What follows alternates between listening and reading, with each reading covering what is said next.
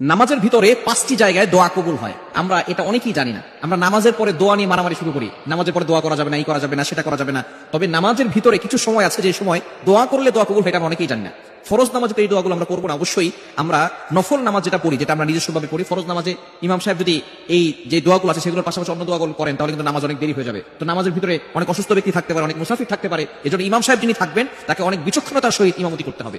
এজন্য ফরজ নামাজে নয়, আপনি যখন একাকী নামাজ পড়বেন, ফরজ নামাজে অন্যান্য দোয়া পড়াটা ঠিক নয়, আপনি নফল নামাজে এই আমলগুলো করতে পারেন। নামাজের ভিতরে 5টি জায়গা আছে যেখানে দোয়া করলে আল্লাহ পাক রব্বুল আলামিন আপনার দোয়াগুলো অ্যাকসেপ্ট করে নেবেন, কবুল করে নেবেন। এক নাম্বার হচ্ছে তাকবীরে তাহরিমা আল্লাহু আকবার বলার পরে আমরা একটা সানা পড়ি না, এই সানা কিন্তু একটা দোয়া। আমরা তাকবীরে তাহরিমা আল্লাহু আকবার বলার পরে সূরা ফাতিহার আগে এই সময়টা দোয়া কবুল হয়, আমরা এটা অনেকেই জানি না। এই সময় আমরা সানা পড়ি সুবহানাকাল্লাহুম্মা ওয়া বিহামদিকা ওয়া তাবারাকাসমুকা ওয়া তাআলা জাদ্দুকা ওয়া লা ইলাহা গায়রুক, এই দোয়াটা আমরা পড়ি না।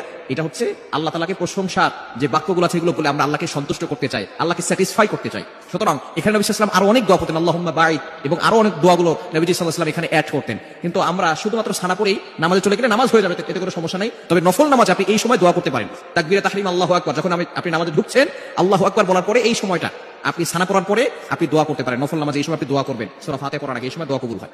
নাম্বার 2, দ্বিতীয় নাম্বার হচ্ছে রুকুতে যাওয়ার পরে দোয়া করলে দোয়া কবুল হয়। নফল নামাজে আপনি অবশ্যই চেষ্টা করবেন নফল নামাজে এই সময়গুলোতে দোয়া করার।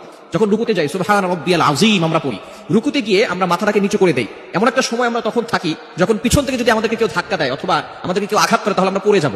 আমরা এমন একটা অবস্থায় থাকি তখন আমরা রুকুতে মাথাটাকে ঝুঁকিয়ে দিয়ে আল্লাহকে বলতে চাই, আল্লাহ সুবহান রাব্বিয়াল আযীম, আপনি পবিত্র, আপনি বড় মহান। আমরা রুকুতে গিয়ে আল্লাহর প্রশংসা করি। এরপর যদি আপনি দোয়া করেন সুবহান রাব্বিয়াল আযীম 3 বার 5 বার 7 বার বলার পরে এরপর আপনি দোয়া করলে আল্লাহ তাআলা সেই দোয়াটা কবুল করে নেবেন। এরপরে 3 নাম্বার হচ্ছে সেজদায় গিয়ে দোয়া করলে দোয়া কবুল হয়। এটা আমরা অনেকেই জানি, সেজদায় গিয়ে দোয়া করলে দোয়া কবুল হয়। আমরা অনেকে মনে করি আমাদের কপালটা কার্পেটে লাগছে অথবা জায়নামাজে লাগছে। নো, আকরাবু মা ইয়াকুনুল আবদু হুয়া সাজিদ, যখন কোনো বান্দা সেজদা করে তখন তার কপালটা আল্লাহর কুদরতি পায়ে ঠেকিয়ে দেয়, বলেন সুবহানাল্লাহ। জানিমাজি দ্বারা আপনি কল্পনা করতে পারছেন?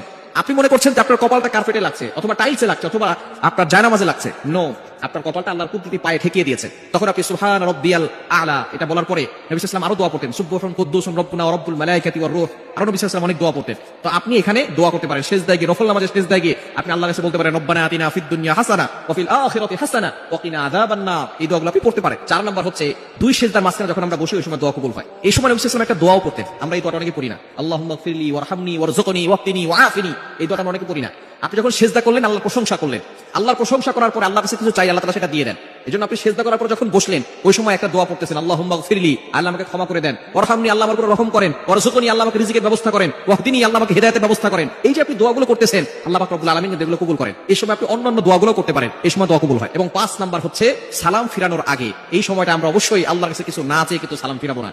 এই সময় নবী সাল্লাল্লাহু আলাইহি ওয়াসাল্লাম একটা দোয়া পড়তেন, আল্লাহুম্মা ইন্নী আউযু বিকা মিন আযাবিল কবর ওয়া আউযু বিকা মিন আযাবি জাহান্নাম ওয়া আউযু বিকা মিন ফিতনাতিল মাহইয়া ওয়াল মামাত ওয়া আউযু বিকা মিন ফিতনাতিল মাহইয়া ওয়াদ দাজ্জাল। নবী সাল্লাল্লাহু আলাইহি ওয়াসাল্লাম এই দোয়া না পড়ে সালাম ফিরাতেন না। সুতরাং নামাজের ভিতরে এই 5টি জায়গায় দোয়া কবুল হয়। অবশ্যই আমরা নফল নামাজে এই 5টি জায়গায় দোয়া করার চেষ্টা করব। আল্লাহ তাআলা আমাদের সকলকে এই নামাজের ভিতরে নফল নামাজে বেশি বেশি করে দোয়া করার তৌফিক দান করেন।